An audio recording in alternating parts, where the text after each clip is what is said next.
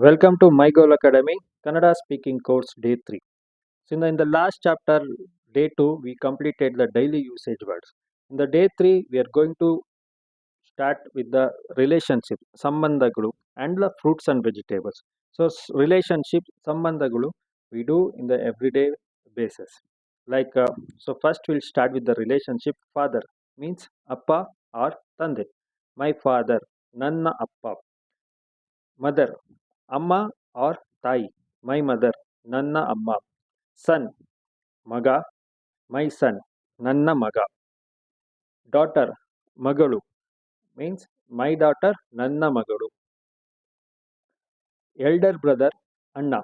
I have a elder brother. ನನಗೆ ಅಣ್ಣ ಇದ್ದಾನೆ. Elder sister, ಅಕ್ಕ. Younger brother, ತಮ್ಮ. Younger sister, ತಂಗಿ. Grandfather, ಅಜ್ಜ. Grandmother, ಅಜ್ಜಿ. Like this, in the next level of relationship, husband, ganda, wife, ಹೆಂಡತಿ, father-in-law, ಮಾವ, mother-in-law, ಅತ್ತೆ, son-in-law, ಅಳಿಯ, daughter-in-law, ಸೊಸೆ. Let's move on to the vegetables. Vegetables means ತರಕಾರಿ. I am going to market to buy vegetables. ನಾನು ತರಕಾರಿಗಳನ್ನು ಖರೀದಿಸಲು R ತರಕಾರಿ ತರಲು ಮಾರುಕಟ್ಟೆಗೆ ಹೋಗುತ್ತಿದ್ದೇನೆ.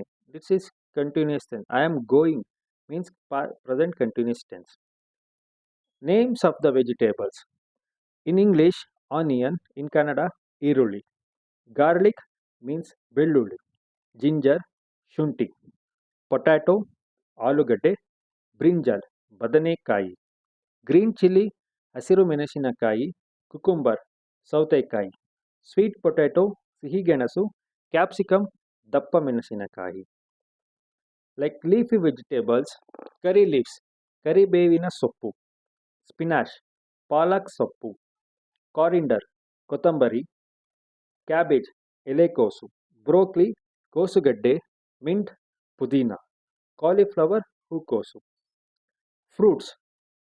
In Kannada, we call ಹಣ್ಣುಗಳು. Apple, ಸೇಬು. Grapes, ದ್ರಾಕ್ಷಿ. Orange, ಕಿತ್ತಳೆ ಹಣ್ಣು. Mango, ಮಾವಿನ ಹಣ್ಣು. ವಾಟರ್ಮಿಲನ್, ಕಲ್ಲಂಗಡಿ ಹಣ್ಣು. Pomegranate, ದಾಳಿಂಬೆ ಹಣ್ಣು. ಚೀಕು, ಸಪೋಟ. ಲೆಮನ್, ನಿಂಬೆಹಣ್ಣು. ಬನಾನಾ, ಬಾಳೆಹಣ್ಣು. ಧನ್ಯವಾದಗಳು. As I said in the day 2, please choose any 2 words to learn daily Kannada. So within 90 days, you will be perfectly talking in Kannada. It will take 14 to 30 days to know the language better. Okay. To be continued in the day 4. Thank you.